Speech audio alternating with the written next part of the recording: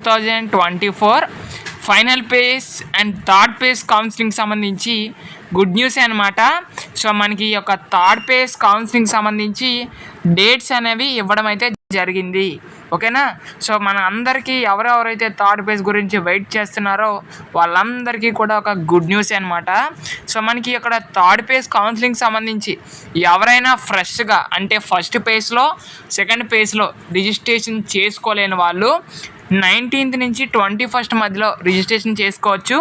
మీరు ఏమైనా సర్టిఫికేట్స్ కనుక వెరిఫై చేయాలి అనుకున్నా లేదా సర్టిఫికేట్స్ వెరిఫికేషన్కి వెళ్ళాలి అనుకున్నా 19th నుంచి 22nd మధ్యలో చేయొచ్చు. మీరు వెబ్ ఆప్షన్స్ ఏవైతే ఉంటాయో అవి 20th నుంచి 22nd మధ్యలో, అండ్ ఏవైనా వెబ్ ఆప్షన్స్ ఏం చేయాలంటే 23rd చేయొచ్చు. సీట్ అలాట్మెంట్ ఏదైతే ఉందో అది మనకి 26th ఉంటుంది. మీరు 26th నుంచి 30th లోపు మీరైతే రిపోర్ట్ చేయాల్సి అయితే ఉంటుంది.